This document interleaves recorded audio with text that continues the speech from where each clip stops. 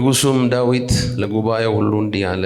እግዚአብሔር ብቻውን የመረጠው ልጄ ሰሎሞን ገና ብላቴና ለጋ ነው።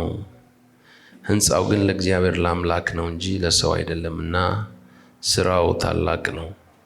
እኔም እንደ ጉልበቴ ሁሉ ለአምላኬ ቤት ለወርቅ ዕቃ ወርቁን፣ ለብርም ዕቃ ብሩን፣ ለናስም ዕቃ ናሱን፣ ለብረትም ዕቃ ብረቱን፣ ለእንጨትም ዕቃ እንጨቱን፣ ደግሞም መረግድና በፈርጥ የሚለጠፍ ድንጋይን፣ ልዩ ልዩ መልክ ያለውን ድንጋይ፣ የከበረውንም ድንጋይ ከዓይነቱ ከብዙ እብነ በረድ አዘጋጅቻለሁ። ከዚህም በላይ ደግሞ የአምላኬን ቤት ስለወደድሁ ለመቅደሱ ካዘጋጀሁት ሁሉ ሌላ የግል ገንዘቤ የሚሆን ወርቅና ብር አለኝና ለአምላኬ ቤት ሰጥቼዋለሁ። የቤቶቹ ግንብ ይለበጡበት ዘንድ ከኦፊር ወርቅ 3,000 መክሊት ወርቅ፣ 7,000 መክሊት ጥሩ ብር በሰራተኞች እጅ ለሚሰራው ስራ ሁሉ ለወርቁ ዕቃ ወርቁን፣ ለብሩም ዕቃ ብሩን ሰጥቻለሁ። ዛሬ በፈቃድ ራሱን ለእግዚአብሔር የሚቀድስ ማን ነው? የአባቶች ቤቶች አለቆች፣ የእስራኤልም ነገዶች አለቆች፣ ሻለቆች፣ የመቶ አለቆችም በንጉሡም ሥራ ላይ የተሾሙ በፈቃዳቸው አቀረቡ። ለእግዚአብሔርም ቤት አገልግሎት 5,000 መክሊት ወርቅና 10,000 ዳሪክ፣ 10,000 መክሊት ብር፣ 18,000 መክሊት ናስ፣ 100,000 መክሊት ብረት ሰጡ። ዕንቁም ያለው ሰው ሁሉ ለእግዚአብሔር ቤት ለሆነው ቤተ መዛግብት በጌድሶናውያን በይሒኤል እጅ ሰጠ። ሕዝቡም ፈቅደው ሰጥተዋልና በፍጹም ልባቸውም ለእግዚአብሔር በፈቃዳቸው አቅርበዋልና ደስ አላቸው። ንጉሡም ዳዊት ደግሞ ታላቅ ደስታ ደስ አለው። አሜን። ለጌታ ክብር ሰጥተን እንቀመጥ። ሃሌሉያ አሜን። ዛሬ የምንካፈልበት ሐሳብ በፈቃዱ ራሱ ለእግዚአብሔር የሚቀድስ ማን ነው በሚል ነው። ክብር ለኢየሱስ ይሁን። በፈቃዱ ራሱን ለእግዚአብሔር የሚቀድስ ማን ነው? እግዚአብሔር የተባረከ ይሁን። ሃሌሉያ። በፈቃዱ ራሱን ለእግዚአብሔር የሚቀድስ ማን ነው? ይህንን ክፍል ስንመለከት እነዚህን 9 ቁጥሮች በ3 ከፍለን ለማየት እንሞክራለን።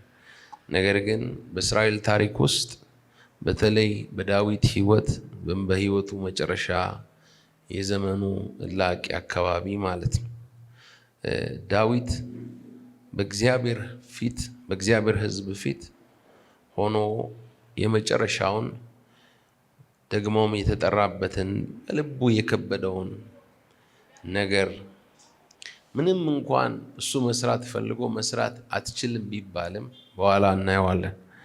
መስራት አትችልም። ለካ የእግዚአብሔርን ስራ መስራትም እኛ ስለፈለግን አይደለም፣ ግን መስራት አይሆንም ቢባልም ዳዊት በመመረር በማዘን በጣም በቃ በመቆጨት በብስጭት ሳይሆን በፈቃደኝነት በደስታ ያለውን ለልጁ ለሰሎሞን ስራውን ልጁ እንዲቀጥል እሱ የሚቀጥል ባይሆንም እንኳን ቀጣዩ ልጁ ሰሎሞን ስራውን እንዲያዘጋጅ በደስታ ለእግዚአብሔር ይቀድሳል ያለውን ራሱንም። ክብር ለኢየሱስ ይሁን እና ዳዊት ይህን ጥያቄ ለሕዝቡ ለአለቆች ሁሉ ጠየቃቸው።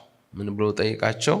በፈቃዱ ራሱን ለእግዚአብሔር የሚቀድስ ማን ነው? ክብር ለኢየሱስ ይሁን። በምኑ ነው ያለው? በፈቃዱ። እግዚአብሔርን ማገልገል የእግዚአብሔርን ስራ መስራት በፈቃድ የሚደረግ ነው። እየሰማችሁ ነው? በምን የሚደረግ ነው? በፈቃድ የሚደረግ ነው። እግዚአብሔር ወደን ፈቅደን ደስ ብሎ እንድናገለግለው ይፈልጋል። በግድ ወይ የሆነ ነገር አስበን ከሆነ ነገር አንጻር ሳይሆን ፈቅደን ወደን በልብ ተነሳሽነት እግዚአብሔርን እንድናከብረው ስራውን እንድንሰራ እግዚአብሔር ይፈልጋል። አሜን። የእግዚአብሔርን ልብ የሚነካ አገልግሎት እንደዚህ አይነት አገልግሎት ነው እንጂ ከጫና ወይ ከሆነ ነገር ወይ አንድ ነገር አስቦ ወይ ከጥቅም የሚደረግ ወይ ለታይታ የሚደረገውን አገልግሎት እግዚአብሔር አምላክ አይፈልገውም። ዛሬ ብዙ ሰው እግዚአብሔር የሚያገለግለው በደንብ አደምጡኝ፣ እግዚአብሔርን የሚያገለግለው እውቅና ፍለጋ፣ የሆነ ጥቅም ፍለጋ፣ ገንዘብ ፍለጋ፣ ዝና ፍለጋ፣ ከሰው የሆነ ነገር ፍለጋ ነው። ጌታ ኢየሱስ በማርቆስ ወንጌል ምዕራፍ 12 ላይ ያቺ 2 ሳንቲም የጣለችውን ሴት እንዳመሰገናት ልቡ እንደነካችው እና በእግዚአብሔር ዘንድ እንደታሰበች ይናገራል። ምክንያቱም የተቀደሰን አገልግሎት ነበር ያደረገችው። ከልቧ እግዚአብሔርን ወዳ ነው ያደረገችው እንጂ ዝም ብላ የይስሙላ ይድረስ አገለገለ ለመባል፣ አንዳንዱ ቸርች መጣ ለመባል ነው ቸርች የሚመጣው። እንደሱ ሳይሆን አክብራ አገልግሎትን ነው ያደረገችው። እግዚአብሔር ተቀበለው ያንን ያደረገችውን ያቀረበችውን ስጦታ። ክብር ለኢየሱስ ይሁን። አሜን። እና የመጀመሪያውን ቁጥር ስንመለከት፣ ይህን ክፍል ስንመለከት ንጉሥ ዳዊት ለጉባኤው ሁሉ እንዲህ አለ፣ እግዚአብሔር ብቻውን የመረጠው ልጅ ሰለሞን ገና ብላቴና ለጋ ነው። ሕንፃው ግን ለእግዚአብሔር ለአምላክ ነው እንጂ ለሰው አይደለም። ስራው ትልቅ ነው አይደለምና። ስራው ምንድን ነው? ታላቅ ነው። ክብር ለኢየሱስ ይሁን። እስቲ ስራው ታላቅ ነው በሉ። አሜን። ስራው ምንድን ነው? ታላቅ ነው። የመጀመሪያው ነገር የእግዚአብሔር ስራ ታላቅ እንደሆነ መረዳትና ቁርጠኝነትን የሚጠይቅ እንደሆነ መገንዘብ አስፈላጊ መሆኑን እናያለን። በዚህ ክፍል ላይ ዳዊት እንደሚነግረን የእግዚአብሔርን ስራ ለመስራት ልጁ ሰለሞን ገና ወጣት ልጅ ነው፣ ለጋ ነው። ነገር ግን ሰለሞን ብቻ አይደለም። ብዙዎች የእግዚአብሔርን ስራ ለመስራት ራሳቸውን እንደበቁ አድርገው አልቆጠሩም። እግዚአብሔር የጠራቸው ሰዎች በዘመናት ውስጥ ችላለው፣ እኔ ብቁ ነኝ ብሎ ሰዎች ሲናገሩ ወይም የእግዚአብሔር ሰዎች ይሄንን ሲሉ አንሰማም። ሙሴን ስንመለከት ብቁ አይደለውም፣ አንደበቴ ቆላፋ፣ እኔ መናገር የማልችል ነኝ፣ እንዴት አድርግ እሄዳለሁ ብሎ ነበረ ለእግዚአብሔር የመለሰው። ጌዲዮንን፣ ኤርምያስን ብንመለከት ገና ትንሽ ብላቴና ነኝ አልችልም እያሉ ነው እግዚአብሔር ትችላላችሁ፣ አቅም ሆናችኋለሁ እያለ እግዚአብሔር አቅም ይሆናቸው። አሜን። እዚህ እግዚአብሔርን ስራ በመጀመሪያ በራስ አቅም ለመስራት ማሰብ በጣም ሞኝነት ነው። ምክንያቱም ስራው የማን ነው? የእግዚአብሔር ነው። ቤቱ የማን ነው? የእግዚአብሔር ነው። እግዚአብሔር ነው። ይህን በደንብ መረዳት በጣም አስፈላጊ ነው። ምክንያቱም በጀብዱ ወይም ደግሞ በስሜት የእግዚአብሔር ስራ ስለማይሰራ በምሪትና በእግዚአብሔር ጸጋና ኃይል ለመስራት የእግዚአብሔርን ስራ ፈቃደኛ መሆን አለብን። አሜን። እግዚአብሔር ነው የመረጠው ሰለሞንን። አያችሁ፣ ዳዊት ልስራ ስላለ አልሰራም። እግዚአብሔርን አገለግላለሁ ስላለን እግዚአብሔርን ማገልገል አንችልም። እግዚአብሔር ሆይ በምን አቅጣጫ እንዳገለግል ትፈልጋለህ ብለን መጠየቅ አስፈላጊ ነው። እግዚአብሔር በዚያ አቅጣጫ አገልግል ሲለን በዛ አቅጣጫ ወጥተን እናገለግላለን። ክብር ለኢየሱስ ይሁን። አሜን። ስራው ምንድን ነው? ታላቅ ነው። ክብር ለኢየሱስ ይሁን። ስለዚህ የእግዚአብሔርን ስራ ትልቅነት እና የተቀደሰ መሆኑን ተረድተን ለመስራት መነሳት አለብን። አሜን። ሁለተኛ እዚህ ፖይንት ላይ የምንመለከተው ወይም እዚህ ቁጥር ላይ የምንመለከተው ሌላው ነገር የእግዚአብሔር ስራ ታላቅ ብቻ ሳይሆን ለእግዚአብሔር ክብር ተብሎ የሚሰራ ነው። ለማን ክብር? ለእግዚአብሔር ክብር ተብሎ የሚደረግ ነው። ለሰው ክብር ወይም ለራስ ክብር ሳይሆን ለማ ክብር? ለእግዚአብሔር። ህንፃው ግን ለማን ነው ይላቸዋል? ለእግዚአብሔር ለአምላክ ነው እንጂ ለሰው አይደለምና ስራው ምንድን ነው? ታላቅ ነው። ክብር ለኢየሱስ ይሁን። ስለዚህ ለእግዚአብሔር ክብር ተብሎ የሚሰራ ነው። የእግዚአብሔር ቤተ መቅደስ ነው የሚገነባው። ለሰለሞን ዝና ወይ ለሰለሞን ስኬት ወይም ለዳዊት ዝናና ክብር አልነበረም። ለእስራኤልም ክብር አይደለም መቅደሱ የሚሰራው። የመቅደሱ ዓላማ በቃ እስራኤላውያን እንዴት አይነት አስገራሚ መቅደስ አላቸው እንዲባል አይደለም፣ አልነበረም። ለእግዚአብሔር ክብር እንጂ ትኩረቱ ለእግዚአብሔር ክብር ነው። ክብር ለኢየሱስ ይሁን። አሜን። ዛሬ ጊዜ ያው ብዙ ሰዎች በአገልግሎት ክብር እውቅናን ፈልገው ያገለግላሉ። እንግዲህ ጊዜው ከባድ ነው። የእግዚአብሔርን ቃል ግን እንድንመለስ ይነግረናል። አሜን። ለማን ክብር እናገልግል? ለእግዚአብሔር ክብር። ለእግዚአብሔር ክብር ብሎ ማገልገል ቀላል አይደለም። አሁን እነዚህ መቅደሱን የገነቡ በጣም ብዙ የከፈሉ ብዙ ዋጋ የሰጡ ሰዎች ስማቸው አልተጻፈም። እግዚአብሔር ግን አይቷቸዋል። አያቸው። እግዚአብሔር ያየኛል ብሎ ማገልገል ብዙ ጊዜ እስከ ሰዎች ሞራል ድጋፍ ጭብጨባን ፈልገን ነው የምንንቀሳቀሰው። ያ በሌለበት ሁኔታ ማገልገል ለዚህ ስጋ አይመቸውም። ጌታ ይርዳን፣ ሁላችንን ይርዳ። አሜን። ስለዚህ ሰዎች ክብር በሚያገኙበት ስፍራ፣ የሰው ብዛት ባለበት ስፍራ፣ ብዙ ሰው ሊያያቸው በሚችልበት ስፍራ ማገልገልን ይወዳሉ። እግዚአብሔርን ሰምተን ማገልገል ይሆንልን። አሜን። ዋጋ ቢያስከፍል እንዲሁም የሰለሞን መቅደስ ብለን ቤተ መቅደስ ብለን እኛ እንጠራዋለን እንጂ ሰለሞን እንደሱ ብሎ አልጠራውም። በሰለሞንም ዘመን እንደሱ ተብሎ አልጠራም። በሰለሞን ዘመን የእግዚአብሔር ቤት ነው። የእግዚአብሔርን ቤት መስራት ጀመረ ይላል አንደኛ ነገሥት 6:1 ላይ። ስለዚህ የእግዚአብሔር ቤት የሰለሞን መቅደስ እኛ ነው። የገሌ ብለን ያወጣንለት እኛ ነው። ሐዋርያው ጳውሎስ በአንደኛ ቆሮንቶስ ምዕራፍ 1 ላይ የአጵሎስ ነኝ ይላሉ። አንዳንዶቹ የጳውሎስ ነኝ፣ አንዳንዶቹ የኬፋ ነኝ፣ አንዳንዶቹ እንዲሁም እናንተ አታስፈልጉኝም የኢየሱስ ነኝ ይላል። እና ክርስቶስ ተከፍሏልን? ጳውሎስ እናንተ ተሰቀለን ወይስ በጳውሎስ ስም ጠመቃችሁን? ይላቸዋል። እና ምዕራፍ 3 ላይ ምን ብሎ ይነግራቸዋል? እኔ ተከልኩ፣ አጵሎስ አጠጣ፣ ነገር ግን እግዚአብሔር ያሳድግ ነበረ። እንግዲህስ የሚያሳድግ እግዚአብሔር እንጂ የሚተክል ቢሆን ወይም የሚያጠጣ ቢሆን አንዳች አይደለም ይላቸው። እኔና አጵሎስ ምንም ነን።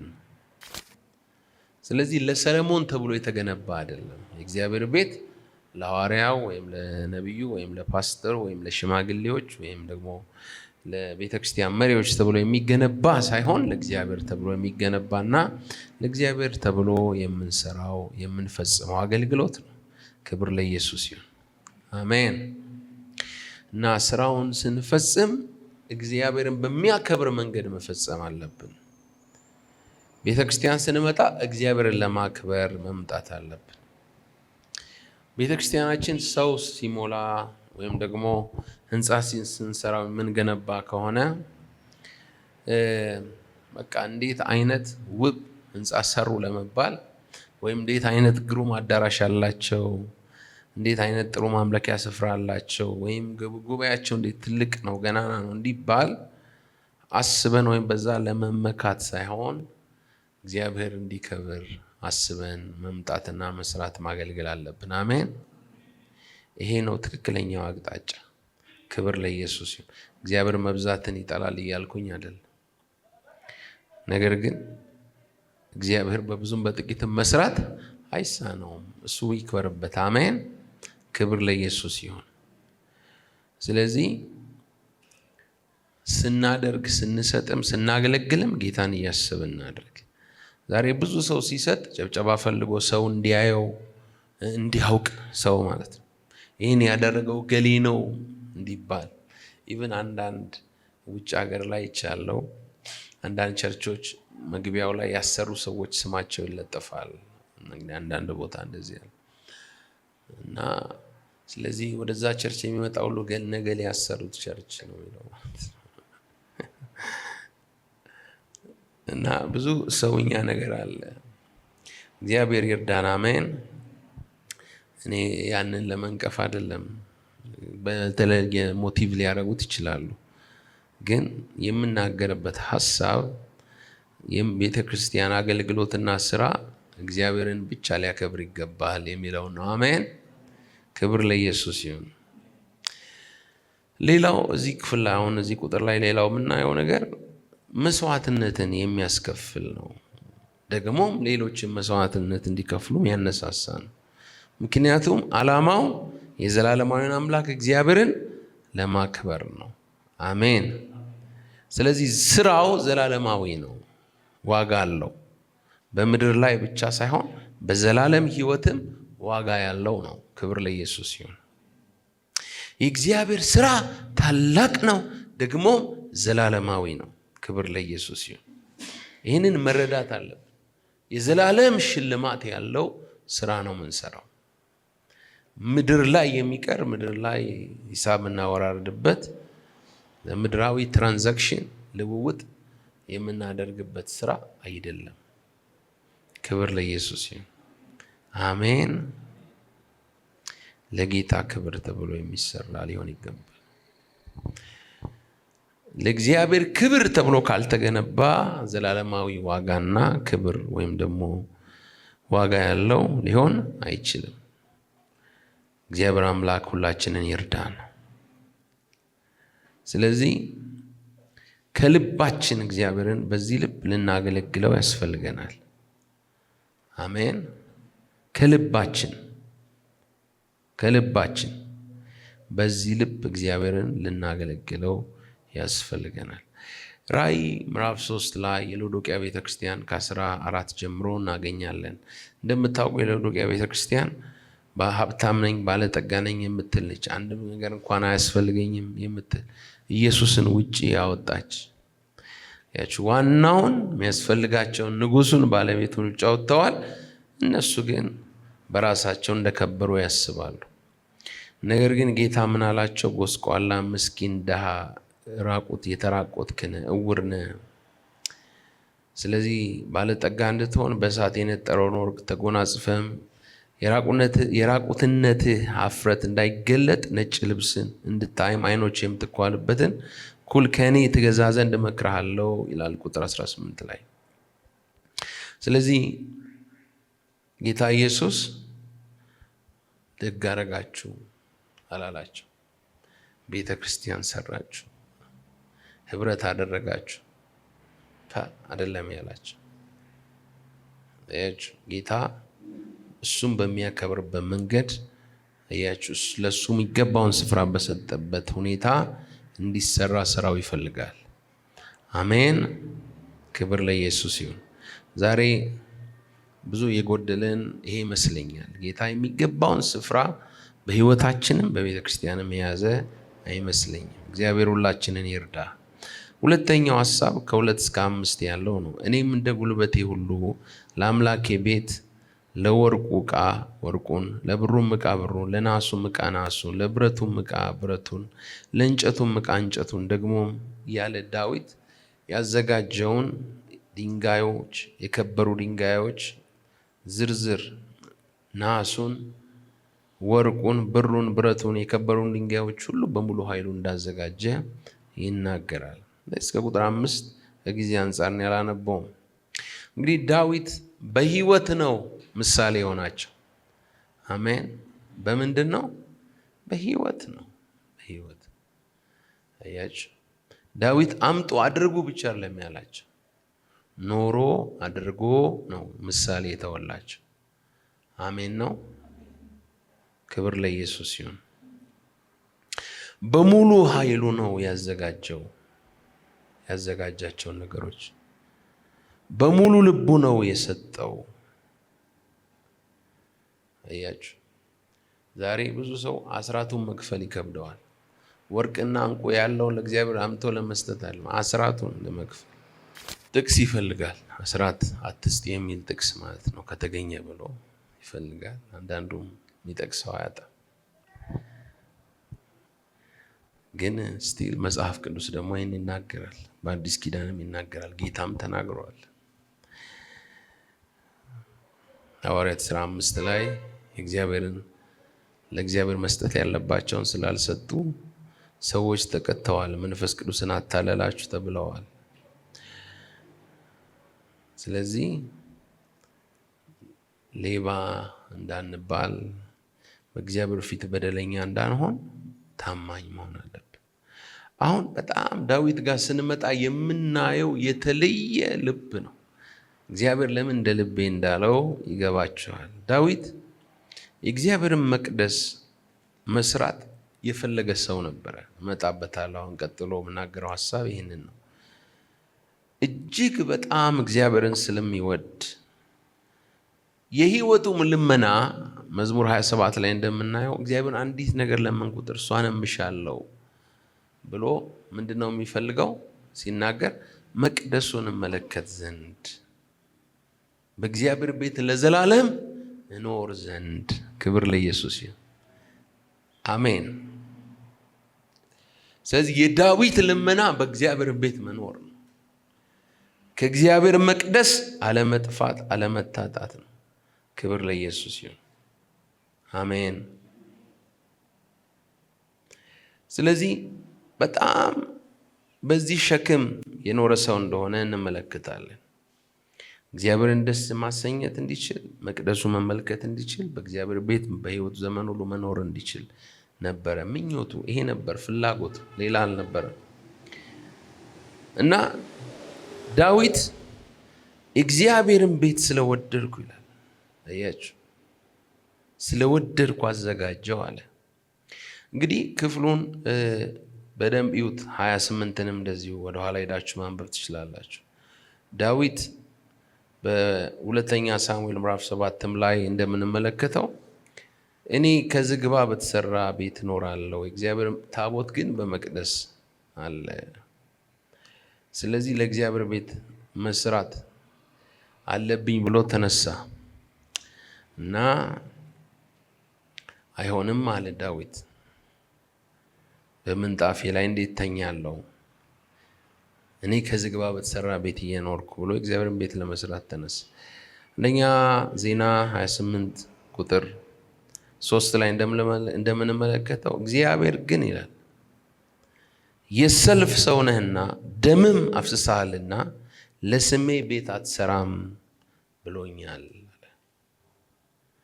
ምንም እንኳን ዳዊት የልብ መነሳሳት ቢኖረውም እግዚአብሔር ግን አያችሁ ያሳለፈውን ነገር ተመልክቶ እንዳይሰራ ከለከለው። እግዚአብሔር ቅዱስ ስለሆነ ማለት ነው። በፍቅር ነው ዳዊት። አሁን እናት ለልጇ የምትከፍለው በፍቅር የምትከፍለው መስዋዕትነት ብዙ ነው አይደለ? ይታወቃታል። የምትከፍለው መስዋዕትነት ይታወቃታል። ይሄ ነገር ብዙ ከፈልኩኝ እኮ ብላ ትቆጫለች? አትቆጭም አይደለም? ናቹራል ነው። አንድ ወታደር አገሩን የሚወድ ወታደር ለሀገሩ ይሰዋል። ህይወቱን እስከ መስክፈል ዋጋ ይከፍላል፣ መስዋዕትነት ይከፍላል። እየቆጨው ሳይሆን ደስ እያለው መስዋዕት ይከፍላል። በተመሳሳይ ያያችሁ እግዚአብሔርን ስንወደው በዚህ በፈቃደኝነት ደስ ብሎን ያለንም ራሳችንም እንድንሰዋ እግዚአብሔር ይፈልጋል። አሜን ነው። ክብር ለኢየሱስ ይሁን። መጽሐፍ ቅዱስ ፊልጵስዩስ ምዕራፍ 2 ላይ ሐዋርያው ጳውሎስ ለወገኔ ይጠቅማል ብላችሁ በከንቱ ውዳሴ አንዳች አታድርጉ ይለናል።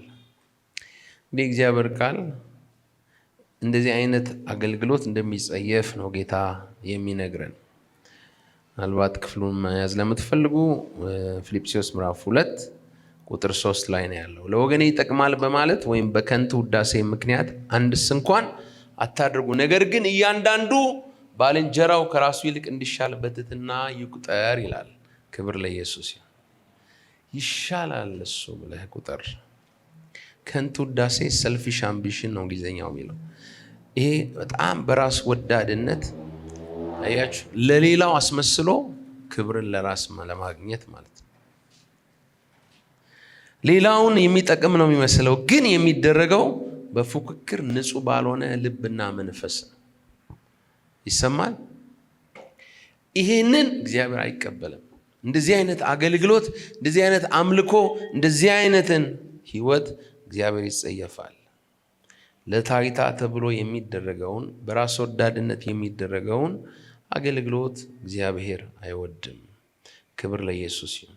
ለፉክክር እገሌ እንደዚህ ሰብኳል፣ እገሌ እንደዚህ ዘምሯል ብለን እገሌ እንደዚህ አድርጓል ብለን የምናደርገውን ነገር ሁሉ እግዚአብሔር ይጸየፈዋል። ለምን? እግዚአብሔር የልብ አምላክ ነው። ያያችሁ አቤልን እና መስዋዕቱ ወደ መጀመሪያ አቤልን ልብ አይቶ ነው መስዋዕቱን የተቀበለው። እግዚአብሔር ወደ አቤልና ወደ መስዋዕቱ ተመለከተ ይላል። ወደ ቃየልና ግን ወደ መስዋዕቱ አልተመለከተም። ስለዚህ በከንቱ ውዳሴ አንዳች አታድርጉ ይላል። ከዛ ደግሞ በከንቱ ለወገኔ ይጠቅማል በማለት ይልና ይቅርታ ሰልፊሽ አምቢሽን የሚለው ለወገኔ ይጠቅማል። ከንቱ ውዳሴ ቬን ኮንሴንት ነው። ቬን ኮንሴንት ምንድን ነው? ይሄ ደግሞ በጣም ራስን ከፍ ለማድረግ መሞከር፣ እጅግ በጣም ማጋነን ማለት ነው። ከሆነው በላይ ከፍ ማድረግ። አንዳንዴ ለእግዚአብሔር ክብር ተብሎ የሚደረጉ የሚነገሩ ንግግሮች እግዚአብሔርን ሳይሆን አት ዘ ኤንድ ሰውየውን ነው የሚያከብሩት። እግዚአብሔር ሞቲቭን ያህል ሁሉም እንደሱ ነው እያልኳቸው አይደለም።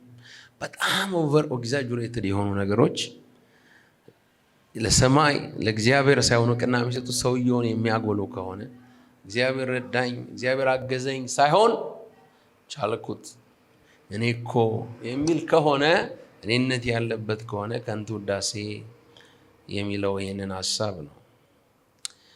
ስለዚህ እውቅናን፣ ጭብጨባን ወይም ደግሞ ሌላ ጥቅም ስፍራን ወይም ደግሞ የሆነ ጥቅም ተፈልጓል ማለት ነው። ቢሃይንድ ልባችን ውስጥ እግዚአብሔር የሚያየው የሆነ ቁርሾ አለ። ስለዚህ በከንቱ ውዳሴም ለወገኔ ይጠቅማል በማለትም አታድርጉ አንዳች ነገር ተብሎ ጽፏል። ዳዊት በጣም የሚገርመው ምዕራፍ 28 ላይ ስንመለከት የመቅደሱ ዲቴይል ፕላን በሙሉ አዘጋጅቶ ነበረ። ምን ያክል ልቡ እንደተነሳሳና ምን ያክል የተዘጋጀ ሰው እንደነበር ታያላችሁ። ዘመኑን ሁሉ መስራት የሚፈልግ እግዚአብሔርን ቤት ነው። ኖ አለው። እግዚአብሔር ኖ ሲለው ቅድም እንዳልኩት አልተመረረም። ኢትስ ኦኬ በቃ እኔ መስጠት የሚችለውን ሰጣለሁ። በቃ እግዚአብሔር በማን ነው መስራት የምፈልገው? በልጅ ሰለሞን። በቃ በሱ መስራት ከፈለግ ስራ ነው ያለው። ክብር ለኢየሱስ ይሁን። እና መዝሙር 32 ላይ ትመለከታላችሁ። ቁጥር 3 ላይ በእውነት ወደ ቤቴ ድንኳን አልገባም፣ ወደ ምንጣፌም አልጋ አልወጣም፣ ለዓይኖቼ መኝታ፣ ለሽፋሽፍቶቼ እንቅልፍ፣ ለጉንጮቼም ረፍት አልሰጥም፣ ለእግዚአብሔር ስፍራ ለያዕቆብ አምላክ ማደሪያ እስካደርግ ድረስ እያለ ዳዊት ይናገራል። ክብር ለኢየሱስ ይሁን። ስለዚህ ልንከተለው የሚገባው ምሳሌ ይሄ ነው። በሙሉ ልብ የሚል አለ። በሙሉ ልብ ዳዊት ስጦታን የሰጠው አገልግሎትን ያደረገው በሙሉ ልብ በፈቃደኝነት ነው። ማን ነው የሚቀድስ? ራሱ ለእግዚአብሔር ስራ፣ ለእግዚአብሔር አገልግሎት ራሱን የሚቀድስ በፍቅር እግዚአብሔርን የሚወድ ማን ነው? ሃሌሉያ! ክብር ለኢየሱስ ይሁን። ዳዊት ንጉሥ ስለሆነ ከሀገር ሀብት ብቻ አይደለም የሰጠው፣ ከራሱ ያለውን ሁሉ ለእግዚአብሔር ሰጠ። ክብር ለኢየሱስ ይሁን። እና አንዳንድ ሰው ሲሰጥ ሌላውን አይቶ ነው የሚሰጠው። ሌላውን ነገሌ ሰጡ ከተባለም ይሰጣል። ለእግዚአብሔር ቤት ስራ እንኳን ሰውን አይቶ ነው የሚሰጠው አንዳንዱ። እግዚአብሔር ከዚህ ይጠብቀን። አሜን። ኢየሱስ እኮ ህይወቱን ነው የሰጠን። አሜን። ስለዚህ ለነገሌ ብለን የምናደርገው ነገር ሊኖር አይገባም። ክብር ለኢየሱስ ይሁን። ጌታ ኢየሱስ ፈቃዴን ለማድረግ አይደለም እንጂ የላከኝን ፈቃድ ለማድረግ ከሰማይ ወርጃለሁ አለ። ዮሐንስ 6:38 ፍቃድህን ለማድረግ የራሴን ፍቃድ አይደለም ያንተን ፍቃድ ነው። ፍቃድን ለማድረግ መጣው ደግሞ የሚል ቃል አለ ዕብራውያን ላይ። ፍቃዴን ሳይሆን ፍቃድህን። ስለዚህ መስዋዕት ለመክፈል እንኳን ጌታ የአባቱን ፍቃድ ነበር የጠየቀው። አሜን። ያንተ ፍቃድ ይሁን። ጌታ ይርዳን። አሜን። ስለዚህ የእግዚአብሔርን ስራ በዚህ አይነት ልብና ሁኔታ ነው የሰሩት። በምርጫ በውዴታ በግዴታ አይደለም። የሚሰጥ በልግስና ይስጥ፣ ደስ እያለው ይስጥ። እግዚአብሔር የሚፈልገው በደስታ የሚሰጠውን ነው ይላል። ክብር ለኢየሱስ ይሁን። ስለዚህ መቀደስ የሚለውን ሐሳብ እና የመጨረሻውን ሐሳብ እናያለን። ሃሌሉያ። ዕብራውያን መቀደስ የሚለውን ሐሳብ እስራኤላውያን የሚረዱበት ኮንቴክስት አለ። በተለይ በዛን ዘመን መቀደስ፣ ለእግዚአብሔር መለየት፣ መቀደስ ይሄ ሙሉ በሙሉ ሁለንተናን የሚጠይቅ ነገር ነው። ማለት እጅን ብቻ ሳይሆን ልብንም የሚጠይቅ ነገር ነው። ስለዚህ ከምንሰጠው መባ፣ ለእግዚአብሔር ከምናደርገው አገልግሎት፣ ለእግዚአብሔር ከምናቀርበው ዝማሬ፣ ወደ እግዚአብሔር ቤት መተን ቃሉን ከምንሰማው ከምናደርገው ነገር ባሻገር እግዚአብሔር ልብን የሚፈልግ እንደሆነ ያሳያል። ክብር ለኢየሱስ ይሁን። አሜን። በግዴለሽነት የምናደርገው ሳይሆን ግድ ብሎን በሙሉ ልባችን በሐዘን ሳይሆን በደስታ የምናደርገው ሊሆን ይገባል። እና ይሄንን ከምን አንጻር ያያይዙታል? ሁለት እጅ ለእግዚአብሔር ማቅረብ ላይክ እንደምን መሰላችሁ? ሲያቀርቡ ራሳቸውን በእግዚአብሔር ፊት ራሴን ለአንተ አቀርባለሁ ሰጥቻለሁ ብቻ ሳይሆን ከዚህ በኋላ አንተ ሙላቴ ነህ፣ ከዚህ በኋላ አንተ አቅሜ ነህ፣ ከዚህ በኋላ የምኖረው ኑሮ ወይም ደግሞ ህይወት ያንተ ነው በሚል ልብ ነው እግዚአብሔር ፊት የሚቀርቡት። ክብር ለኢየሱስ ይሁን። ውጫዊ የሆነ ማገላለጥ አለው፣ መግለጫ አለው፣ ግን የውስጡን ለማሳየት ተብሎ የሚደረግ ነው። ክብር ለኢየሱስ ይሁን። እንግዲህ ወገኖቼ በምድር ላይ የምንኖረው ጊዜ የተቆጠረ ነው። እግዚአብሔር አምላክ በሰጠን ዘመን እግዚአብሔርን ስራ እንድንሰራ፣ እንድንቀድስ በፍቃዳችን እግዚአብሔር እንድናከብረው ጌታ ይፈልጋል። የመጨረሻውን ቁጥር ስንመለከት በተለይ ቁጥር 9ን እንግዲህ ስለ ስጦታ እንደሰጡ ምሳሌ ሆኗቸው ዳዊት ስጦታ እንደሰጡ እንመለከታለን። ከዛ ቁጥር 9 ላይ ሕዝቡን ፈቅደው ሰጥተዋልና በፍጹም ልባቸው ለእግዚአብሔር በፈቃዳቸው አቅርበዋልና ደስ አላቸው። ንጉሱም ዳዊት ደግሞ ታላቅ ደስታ ደስ አለው ይላል። ክብር ለኢየሱስ ይሁን። ታላቅ ደስታ አያችሁ።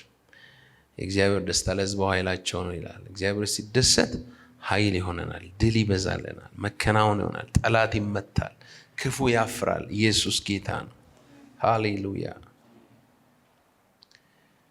አያችሁ እግዚአብሔር በእውነት ደስ ብሎን በፍቃዳችን ወደን ፈቅደን እንድናገለግለው እንጂ በግድ ወይም በግብዝነት ወይም በውድድር መንፈስ እንድናገለግለው አይፈልግም።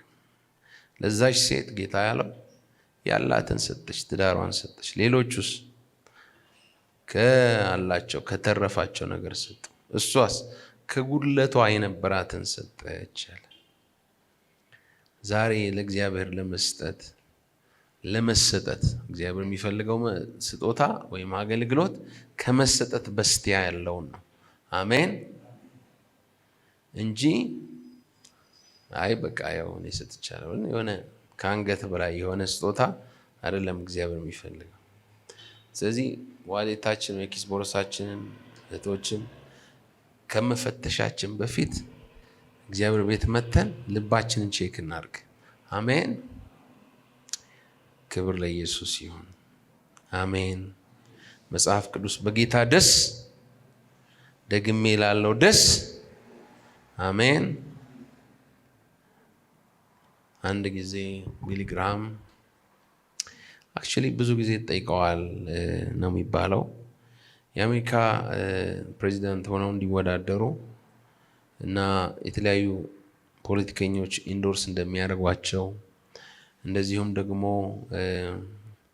አንዳንዶች ኢቭን በገንዘብም በምንም እንትን እንደሚሏቸውና ሊመረጡ እንደሚችሉ ህዝቡ እንደሚወዳቸው ይነግሯቸውና ቢሊ ግራሃም ይህንን ሲጠየቁ ቢሊ ግራሃም የሚሉት አንድ አባባል ነበረ፣ የሚታወቅ አባባል እና ምንድነው የሚሉት የነበረው እሳቸው አሁን ካለኝ ስልጣን ወርጄ የአሜሪካ ፕሬዚዳንት ለመሆን ልወዳደር ይላሉ።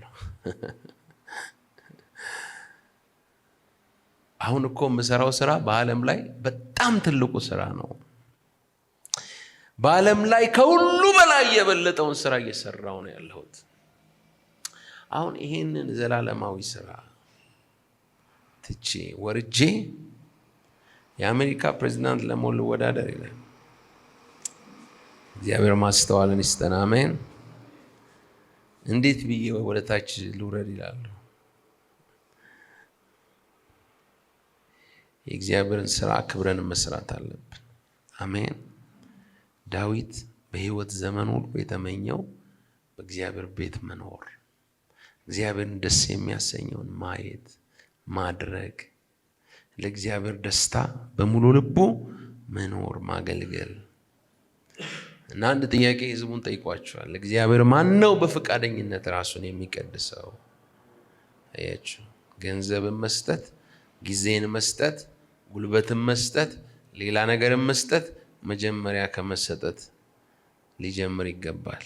አሜን።